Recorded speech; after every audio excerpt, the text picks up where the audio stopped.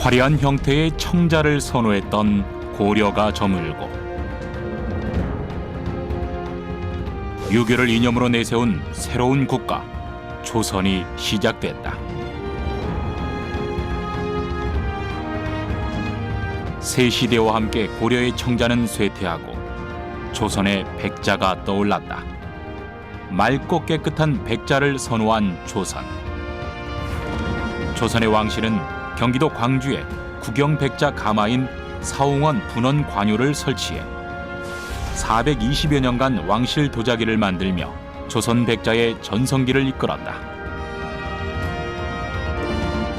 왕실 도자기를 만들던 사홍원 분원. 그곳에서 꽃피운 조선 백자의 역사와 문화를 알아본다.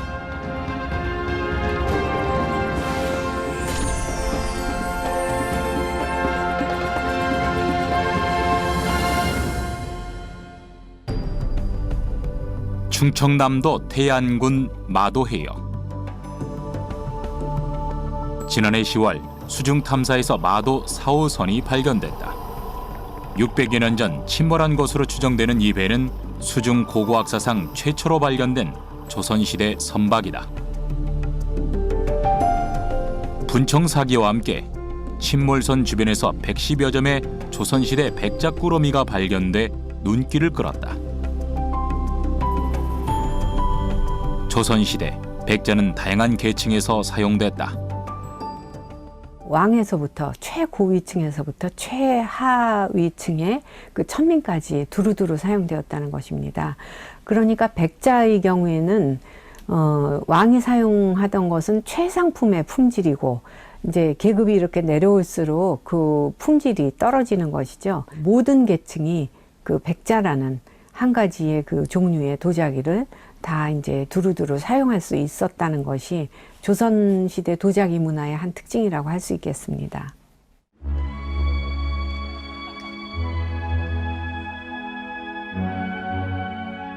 왕실에서부터 서민에 이르기까지 두루 사용되던 백자는 수세기가 지난 지금까지도 그 아름다움을 간직하고 있다.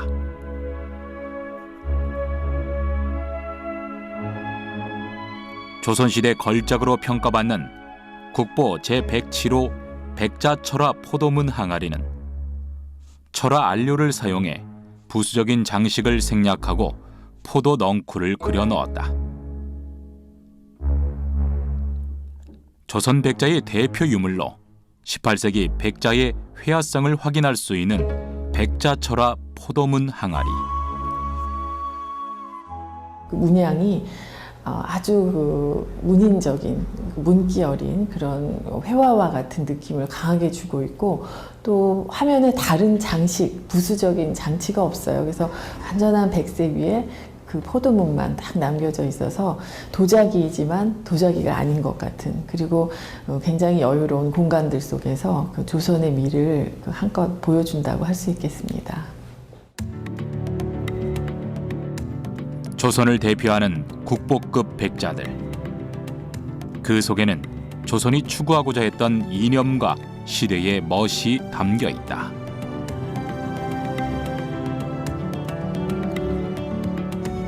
순백색의 흙에 투명한 유약을 씌워 구워낸 백자. 소박하지만 위엄있고 청렴함을 상징했던 백자는 조선을 대표하는 자기로 손꼽힌다.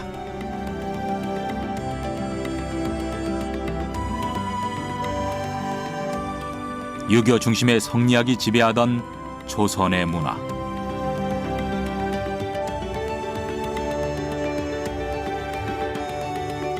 그런 조선이 유독 백자를 선호했던 이유는 무엇일까?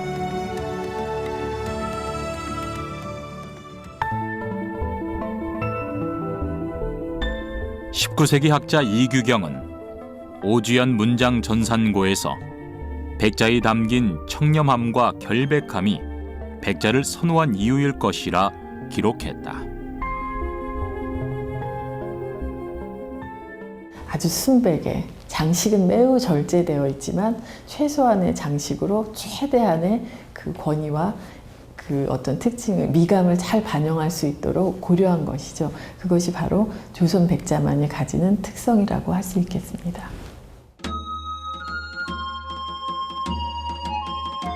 유교를 이념으로 내세웠던 조선은 검소하고 소박한 생활을 추구했고, 순백의 깨끗한 백자는 유교의 나라 조선을 대표하기에 충분했다.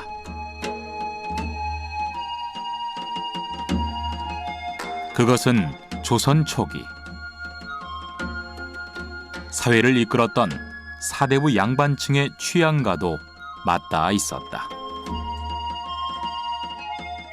조선시대에는 그 성리학이 통치 이념이었지 않습니까? 그래서 검약하고 또 청렴하고 절도 있는 그런 사대부 정신으로서 또 대표될 수가 있어요. 유교에 입각한 사대부의 정신을 나타내는 기계가 있고 절도 있는 또 검약하는 그런 것을 지향하는 유교적인 사대부의 이념을 백자에서 또 잘 표현해낼 수 있다고 볼 수 있습니다.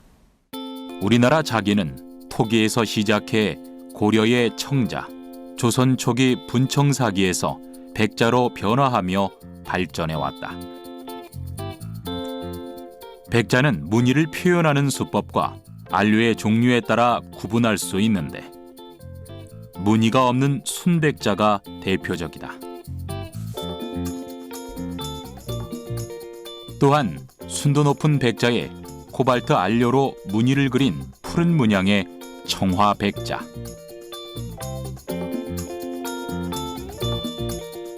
백자에 산화철 안료로 무늬를 그려 넣은 흑갈색 문양의 철화백자 등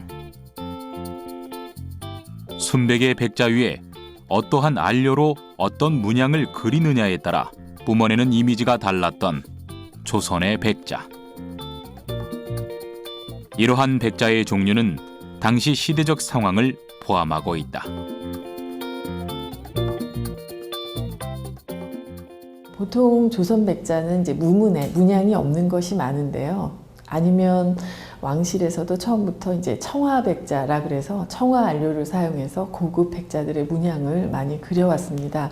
그런데 임란이 지난 다음에 이제 조선에서 그 청화 안료를 구하기가 매우 어려웠던 시절에 철화 안료를 대체하게 되는데 그때 그러니까 즉 17세기 후반에서 18세기 초에 걸친 그 시기에 그 어떤 조선 백자의 현실을 잘 보여주죠. 마치 보름달을 닮았다고 해 이름 붙여진 달 항아리는 조선 백자의 아름다움을 대표하는 것으로 평가된다. 그리고 그 아름다움은 현대에도 전해진다. 한국 추상미술의 아버지로 불리는 김환기 화가는 자신의 모든 예술이 조선 백자와 백자 항아리에서 나왔다고 말했을 정도로 달 항아리에 대한 애정이 남달랐다.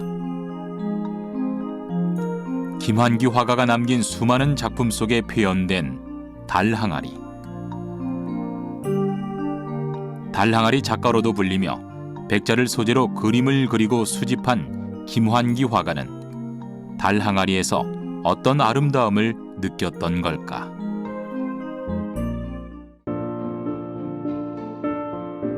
둥근 곡선과 풍만함. 높이 40cm 이상의 대형 백자 항아리를 뜻하는 달 항아리는 백자 대오라고도 불린다. 크기가 크다 보니 만드는 과정에 있어 성형과 번조가 까다롭다. 특히 물레로 한 번에 모양을 완성하기가 무엇보다 어렵다. 모양을 내다 주저앉기 십상이고 그 모양을 완성했다 하더라도 불에 견디는 힘이 낮아 무너질 우려가 있다.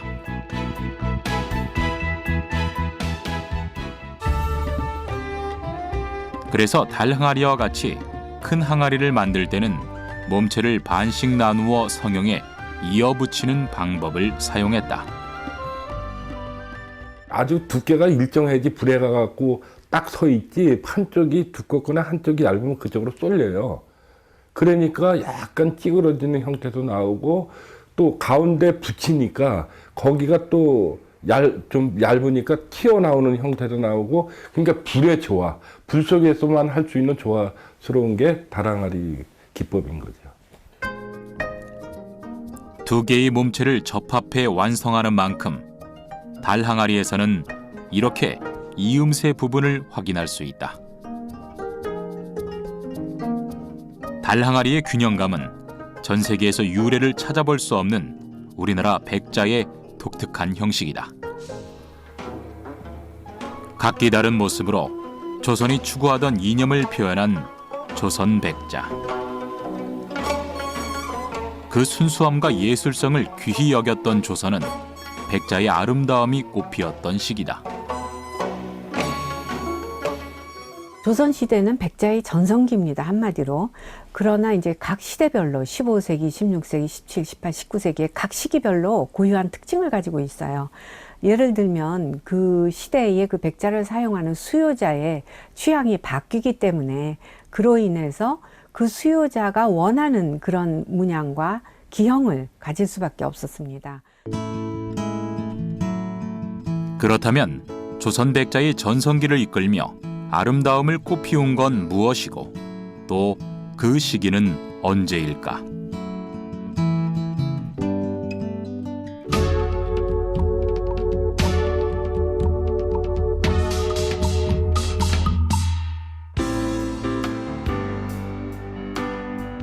그 해답은 왕실 도자기를 만들던 사홍원 분원 관요가 설치된 그 시기에서 찾아볼 수 있다. 사홍원 분원은 조선의 왕실과 중앙정부에서 필요로 하던 왕실 도자기를 만들던 곳으로 문헌을 통해 그 시기를 가늠해 볼 수 있다.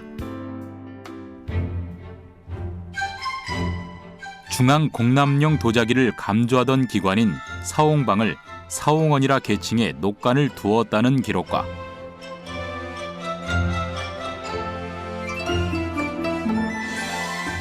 조선시대 법전 경국대전에 금과 은, 청아백자를 사용하는 자는 곤장 80에 처한다는 기록을 찾아볼 수 있다. 이러한 문헌의 기록은 어떤 것을 뜻하고 있을까? 녹관이라고 하면은 녹봉을 받는 관리입니다. 특별히 그렇게 사홍원으로 고치고 거기에 녹관을 둔다는 것은 사홍원에서 어떤 그 업무량이 많아졌기 때문이라고 저는 생각을 합니다. 규정을 만들 정도니까 그때는 이미 경기도 광주의 분원 관요가 운영되었다라는 것을 우리가 충분히 알 수가 있습니다. 그래서 1467년 4월에서 12월 사이에 경기도 광주의 분원 관요가 운영되었다. 저는 그렇게 보고 있습니다. 1467년경 경기도 광주에 설치된 사홍원 분원 관요. 관요는 조선시대 관청에서 필요로 하는 도자기를 제작하기 위해 만들어진 사기 제조장으로 왕실에서 사용하는 백자의 양이 늘어남에 따라 왕실용 도자기를 굽는 분원 관요의 설치가 필요해졌다.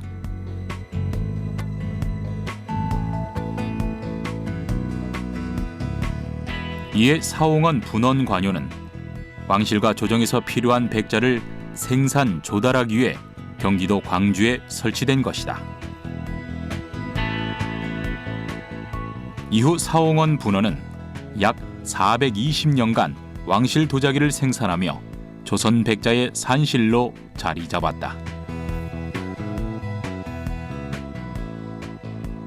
조선이라는 왕조는 흥미롭게도 건국을 한 이후에 어느 정도 기반이 잡히고 나라가 안정되기 시작하면서 이제 법전도 만들고 여러 가지 제도를 시행하는데요.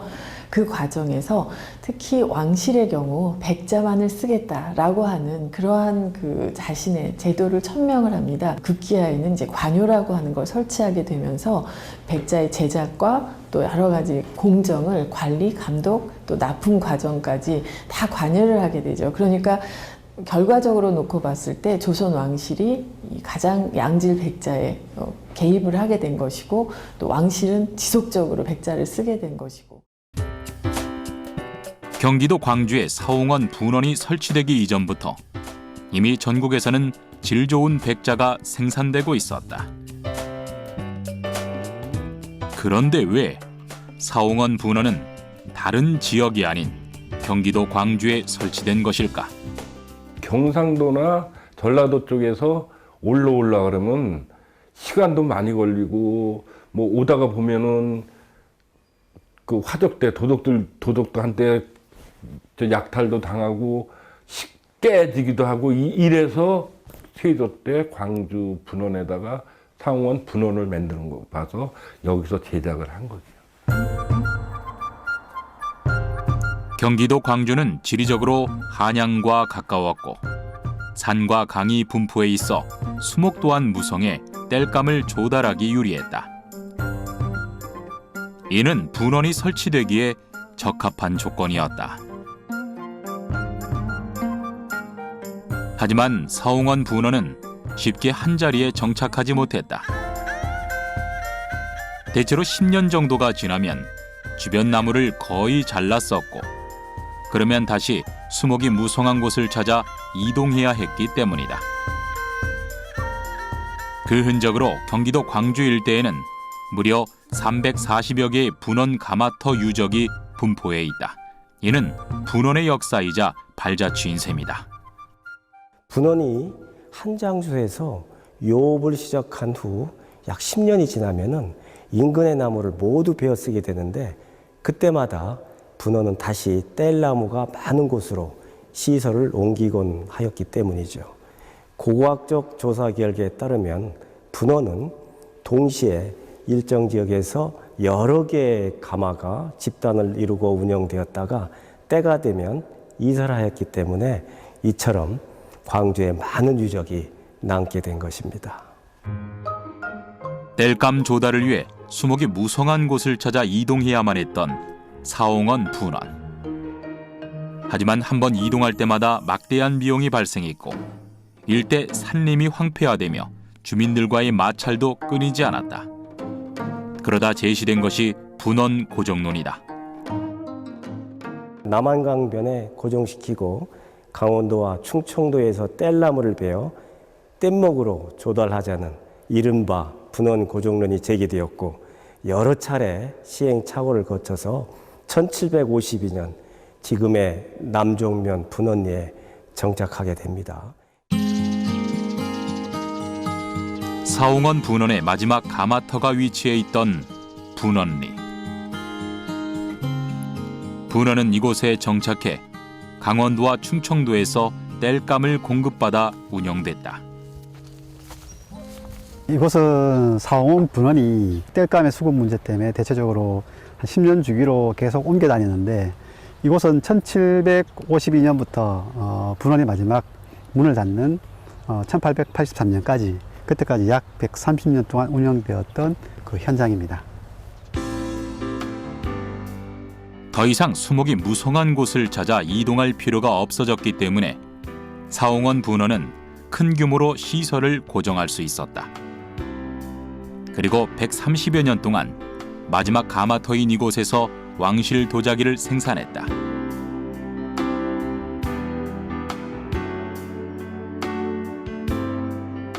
한 곳에 정착해 안정적으로 왕실과 중앙정부가 필요로 하는 백자를 공급할 수 있었기에 당시 사홍원 분원에서 만들어진 백자는 유난히 크고 아름다웠고 품질 또한 최상급을 자랑했다. 대표적으로 청화 안료를 사용해 용과 구름 문양을 그려 넣은 백자 청화 운용문 항아리를 들 수 있다. 용을 그려 넣은 것은 당시 임금만 사용할 수 있었기에 이는 사홍원 분원에서 제작한 것으로 볼 수 있다. 백자를 만들던 유적에서 나오는 용이 디자인된 그 그릇은 다 임금용으로 진상된 거라고 다 볼 수가 있겠습니다. 유물과 유적은 당시 흔적을 찾아볼 수 있는 자료가 된다. 2001년 발굴 조사 당시 드러난 분원리 조선백자 가마터의 폐기물 퇴적층 단면이다. 폐기물 퇴적도 시간이 많이 경과하면서 훼손되고 사라진 경우가 너무 많습니다. 현재 남아있다 그래도 원형의 모습이 아니다 보니까 이것처럼 적나라하게 이렇게 층위가 잘 드러나는 경우는 굉장히 드문 경우라고 할 수 있습니다. 재벌 과정에서 금이 가거나 찌그러진 불량품은 가마터 옆에 버려졌다.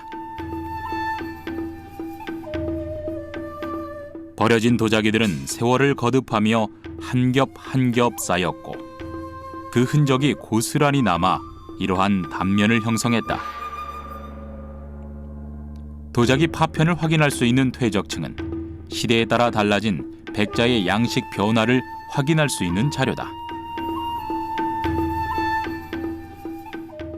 예를 들어서 이게 100년 동안 사용한 퇴적이다 이러면 제일 아래쪽에 거는 100년 중에 처음 시작하는 부분이고 제일 끝부분은 100년 중에 제일 마지막이니까 이 간격의 폭의 실제로 연도로 따진다면 한 100년이라는 계산이 나옵니다. 그렇게 바라보는 측면에서는 가마의 이제 운영 시기나 이런 것들이 물론 이제 그렇게 절대 편년이 나오면 그렇다는 얘기고 그런 것들이 앞 시기와 뒤 시기에 어떤 여기서 나오는 파편, 여기서 나오는 파편 이걸 봐가지고 양식적으로 어떻게 변화됐는지 이런 걸 알려주기 때문에 굉장히 중요하죠.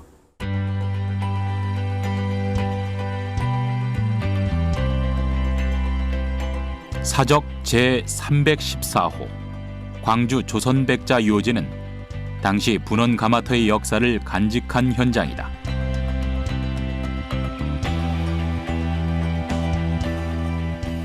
번천리 5호 가마는 가마터와 공방터, 아궁이 등이 확인되며 조선 초기 사홍원 분원의 주요 가마로 밝혀졌다.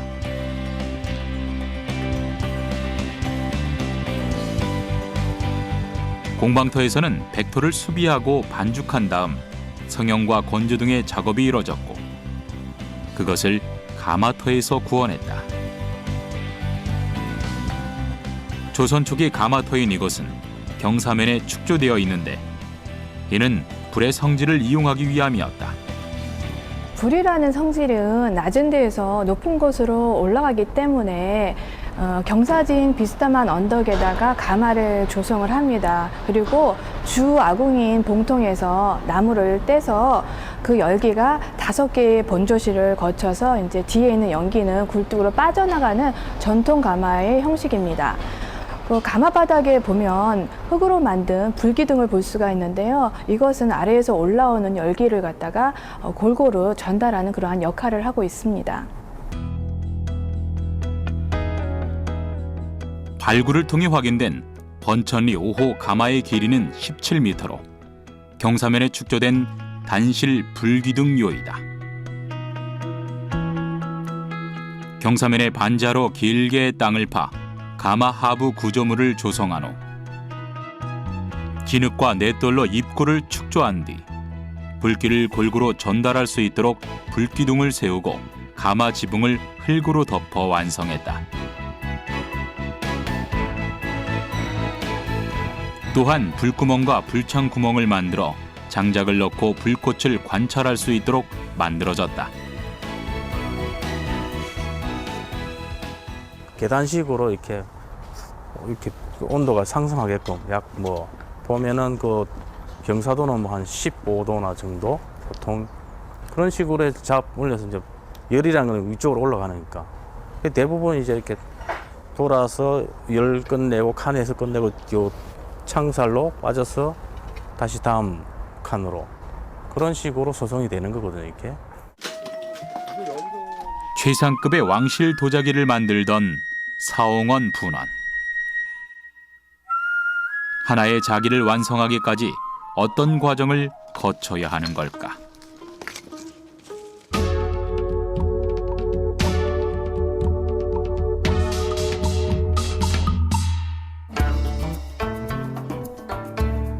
백자 제작은 원료 채취에서부터 시작된다. 백토를 원료로 하는데 원료의 미세한 차이가 도자기 품질을 결정한다. 사홍원 분원에서는 전국 각지에서 이름난 백토를 공급받아 사용했는데 특히 품질이 우수한 강원도 양구에서 매년 500석 이상의 백토를 공급받아 사용했다. 기록에서도 양구 백토가 아니면 그릇이 거칠어 다시 가져다 쓸 것을 청할 만큼 양구 백토가 다른 지역보다 질이 좋았다는 것을 알 수 있다. 백토를 갖고 오기 위해서 지역에서 지역민들이 부역을 해야 되는데 농사를 접어놓고 그 흙 구하는 작업에 매달리는 게 그 민원이 너무 힘들고 또 흙이 그렇게 노력을 해도 흙이 소량 찾아지고 하니까 그 민원이 굉장히 빗발쳤어요. 그 민원이 너무 빗발치니까 다른 지역으로 옮겼는데 다른 지역의 흙이 또 안 좋아요. 그래서 다시 또 양구로 옮겨가니 어쩔 수 없이 다시 양구에서 어렵지만 거기서 흙을 가져와야 되는 이런 일도 있었죠. 원료를 채취한 뒤에는 백토를 거르고 반죽하는 수비와 연토 작업을 거친다. 그릇을 빚는 성형과 굽깎이 등의 정형 및 조각 과정을 거쳐 초벌구이로 수분을 증발시킨다. 그 후 표면에 문양을 넣고 유약을 씌우는 단계를 거치는데 이 과정은 자기의 강도를 높이고 투명하게 만드는 효과를 나타낸다.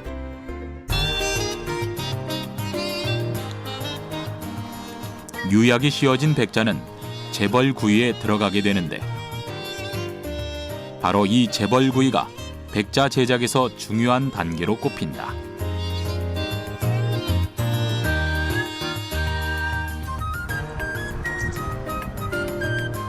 재벌구이 과정은 유약을 녹여 그릇을 완성시키는 단계다.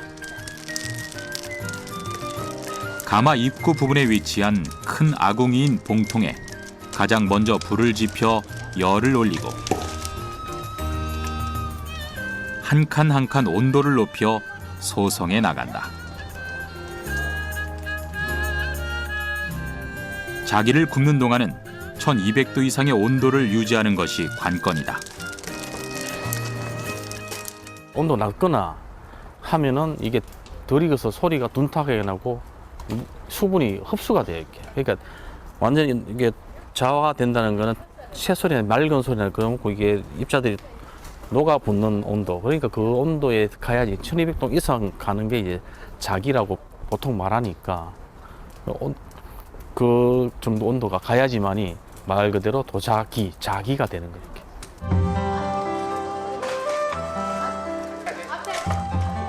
가마는 하루 정도 불을 떼는데 이때 불 조절에 상당한 정성을 들인다. 불창 구멍을 막고 찬 공기가 들어가지 못하도록 해야 도자기가 깨지거나 찌그러지는 것을 방지할 수 있다. 이렇게 구워진 도자기는 가마에서 며칠간 식힌 후 꺼낸다. 사홍원 분원에서 만들어지던 왕실 도자기도 이와 같은 과정을 거쳤다. 이러한 과정을 통해 완성된 자기는 조선시대 최상의 품질을 자랑했다. 최고의 걸작이라고 보는 거죠. 왜냐하면은 그 당시에는 왕실에서 운영을 했기 때문에 재료도 최고로 좋은 재료, 기능도 최고의 기능. 그러니까 좋은 도자기가 나올 수밖에 없는 거죠.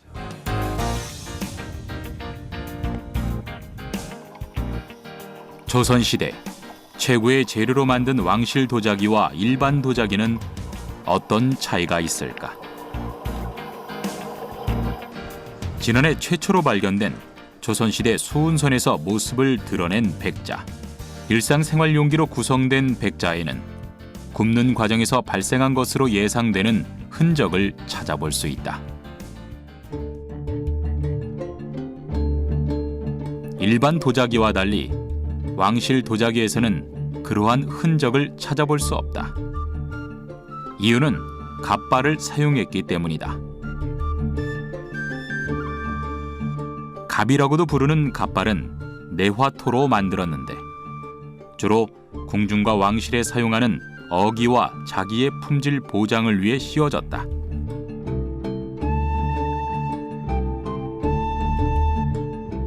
갑발 안에 그릇을 넣으면 그릇이 불에 직접 닿거나 불순물이 붙지 않아 그릇을 보호하는 역할을 한다.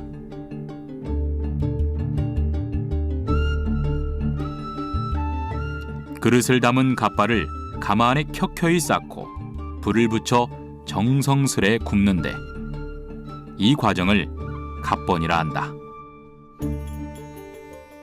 도자기를 바깥에서 이렇게 보호망처럼 쌓아서 구웠거든요.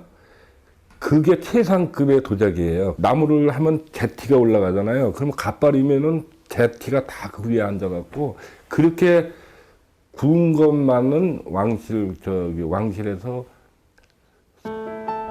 일반 도자기는 주로 여러 점을 폭에 쌓아 굽는 방법을 이용했다. 한 번에 많은 양을 굽는 것이 가능했지만 굵은 모래 등을 받침으로 사용하다 보니 그릇 안 바닥에 흔적이 남았다. 굽는 방법, 즉 그릇 제인법에서도 왕실 도자기와 일반 도자기는 차이를 보였고 그것은 품질로 이어졌다. 광주 지역의 백자는 왕실의 취향에 맞는 그런 고급품들이 많이 제작되었다는 것이 특징입니다. 반면에 경상도나 전라도 지역에서 나오는 그런 백자들은 지방 민간의 수요를 위해서 만들었기 때문에 보다 값이 싸면서 대량 생산할 수 있는 체제를 갖추고 있고 문양도 간결하면서 서민들이 쓰기에 부담이 없는 그러한 양식을 가지고 있습니다.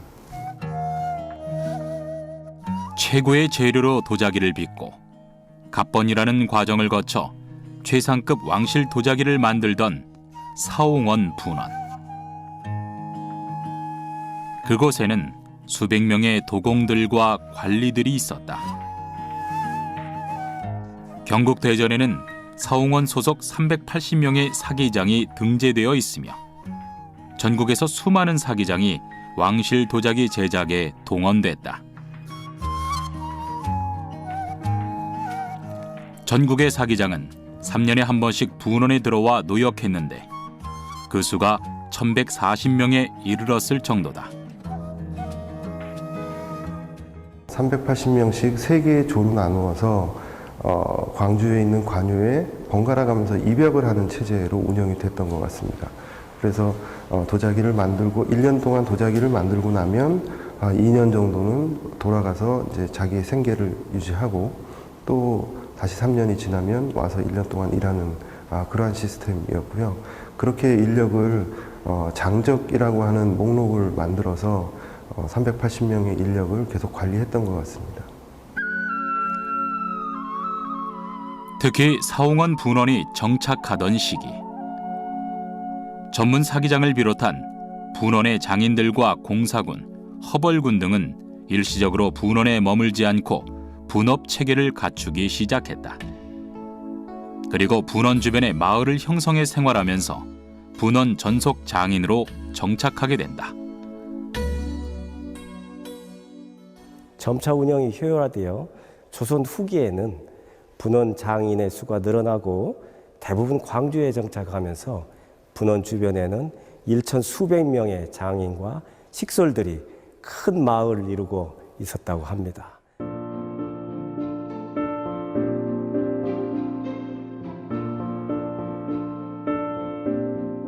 사홍원 분원에서 사기장들에 의해 만들어지던 왕실 도자기는 단순하면서도 간결했고 절제되어 있으면서도 준엄한 형태를 기준으로 만들어졌다.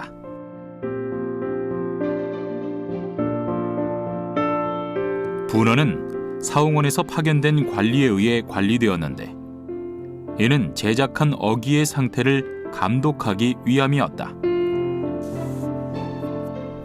만들어진 왕실 도자기는 봄, 가을로 나눠 1년에 2번 배에 실어 한양으로 보내졌다. 그렇게 약 420년간 운영된 사홍원 분원은 왕실 도자기를 만들며 조선 백자의 발전을 이끌었다.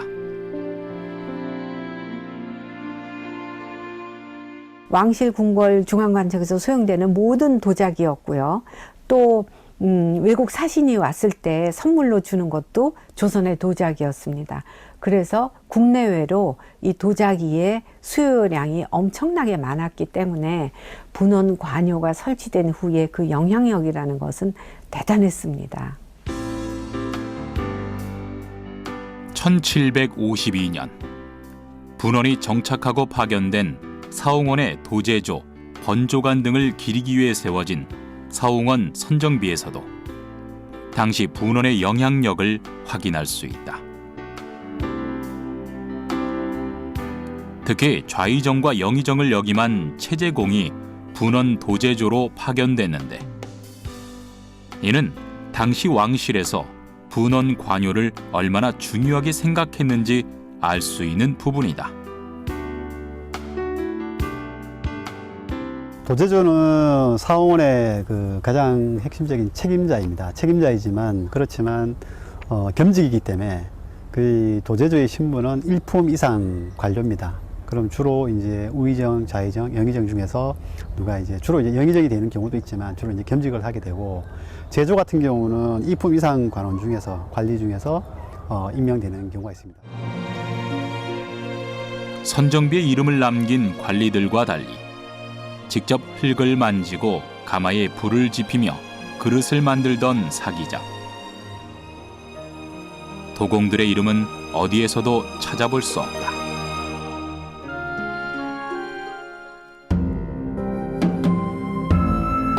무명 도공의 비는 이름 없는 도공들을 기리기 위해 세워졌다. 왕실 도자기를 만들며 조선 백자를 꽃피운 도공들이 이렇게 이름 없는 무명으로밖에 남을 수 없었던 이유는 무엇일까?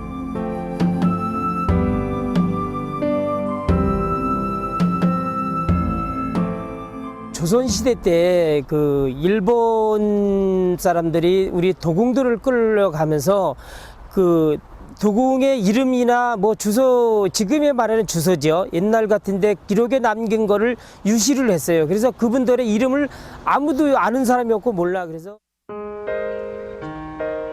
조선시대 최고의 도자기를 만들었던 수많은 도공들. 비록 이름 석자는 남기지 못했지만 도공들의 뒤를 잇고 있는 이들의 가슴엔 역사로 남아있다. 광주도인 모두 선대 도공의 넋을 기리고 얼을 잇고자 제를 준비하였습니다. 1977년에 세워진 무명 도공의 비. 그 앞에선 매년 제향제가 거행되며 도공들의 넋을 기리고 있다.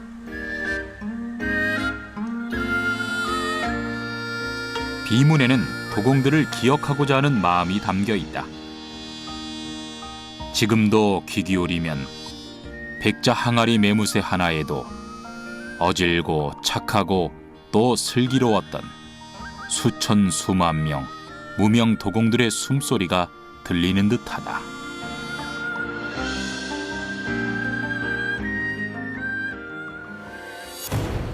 수많은 도공들이 왕실 도자기를 만들며 조선 백자의 전성기를 이끌었던 분원은 19세기 들어 왕권이 약화되고 나라 재정이 어려워지며 위기를 맞는다. 거기에 일본 외사기와 서양 자기가 유입되면서 결국 민간의 경영권을 넘겨주게 됐고 이후 변화를 맞게 된다. 분원이 1884년에 민영화가 돼요. 그럴 때는 이제 국가에서 직접적으로 관리 경영하는 것이 아니라 일반 민간인들이, 그러니까 민자가 투입이 되는 거죠. 그래서 분원의 가장 높은 사람도 이제 민간인이 이제 경영을 맡게 됩니다. 그렇게 되면서 이윤 추구가 목적이 되면서 백자의 품질이 저하가 되고 영리 중심으로 넘어가게 됩니다.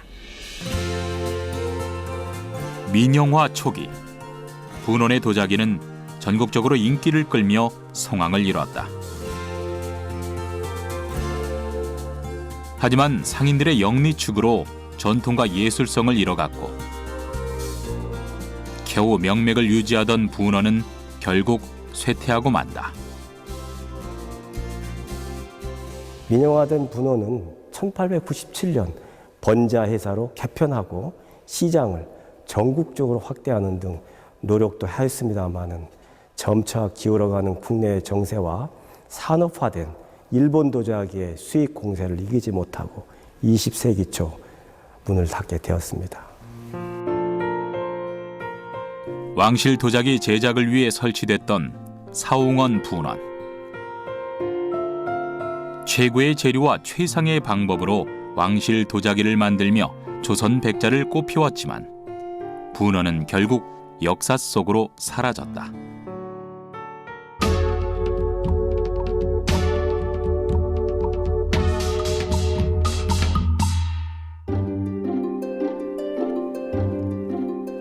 사홍원 분원은 결국 쇠퇴했지만 당시 만들어진 조선 백자와 자기에 담긴 아름다움과 의미는 현대까지 전해지고 있다. 뛰어난 제작 기술과 작품성, 당시의 역사와 문화를 담고 있는 조선 백자. 조선시대 왕실과 상류층에서는 태어난 아기의 태를 좋은 곳에 묻어야 건강하고 귀하게 성장한다고 믿었다.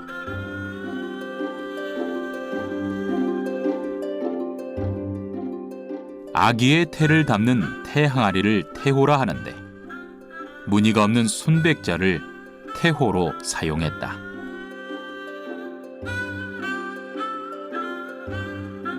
죽음의 의례에도 백자가 사용됐다. 유교 이념으로 죽음과 장례를 검소하고 간결하게 치르고자 했던 조선의 문화.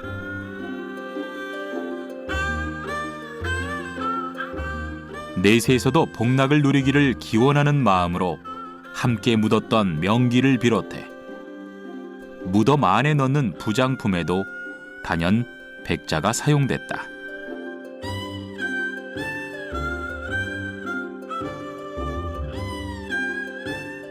인적 사항 등을 기록해 무덤이 함께 묻었던 묘지석 또한 백자 위에 기록했다. 조선 백자에는 출생과 죽음이 모두 담겨 있는 것이다. 태어나서 죽는 순간까지, 즉 태실과 그다음에 무덤에 이르기까지 모두 백자로 만든 기물들이 사용되게 되죠. 태항아리, 그다음에 지석, 그 밖에 명기에 이르기까지 모두 백자를 사용하게 되다 보니까 한마디로 태어나서부터 죽음 순간까지 백자와 함께 했다라고 말할 수도 있겠습니다. 도자기에 그리고 새겨진 무늬에도 각각의 의미와 상징이 깃들어 있다. 최고의 권력, 왕을 상징하는 용. 일의 성과와 다산의 풍요로움을 상징하는 포도. 장수를 상징하는 거북. 부귀와 아름다움을 상징하는 모란 등 상징과 의미가 담긴 무늬 또한 감상의 대상이 된다. 견고하고 깨끗한 백자를 선호했던 조선은 경기도 광주에 사홍원 분원을 설치해 도자기 제작에 직접 관여했다. 조선의 왕실은 사홍원 분원을 통해 최고의 도자기를 만들고자 했고 그 속에 문화와 역사를 담고자 했다. 조선 백자는 광주의 사홍원 분원 관요에서 왕실 주도로 생산이 이루어졌기 때문에 다른 나라의 도자기에서 찾아보기 어려운 일관된 조선 왕조의 의지와 정체성을 반영하고 있다고 하겠습니다. 백자를 대표 자기로 삼으며 그 속에 유교 이념을 담고자 했던 조선. 조선의 왕실은 사홍원 분원을 통해 왕실 도자기를 생산했고 백자의 품질과 수준을 향상시켰다. 그 결과 조선 백자는 현대까지 최고로 손꼽힌다. 조선은 국초부터 제도를 통해서 백자를 사용하고 그것을 위한 여러 가지 장치들을 마련했습니다. 그래서 원료에서부터 제작 공정, 모든 문양의 디자인까지 관리하고 감독하게 된 것이죠.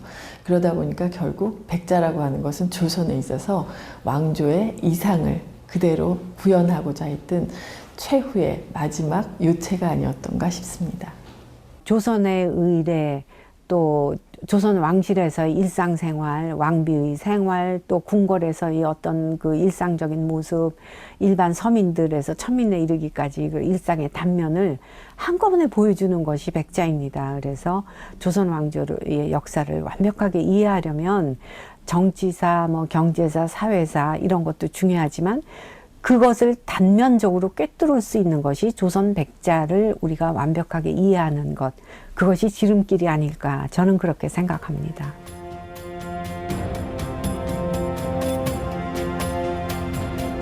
왕실에서 사용하는 당대 최고급 백자에서부터 권례, 허드렛 그릇에 이르기까지 조선 백자의 전성기를 이끌며 백자의 아름다움을 꽃피운 사홍원 분원.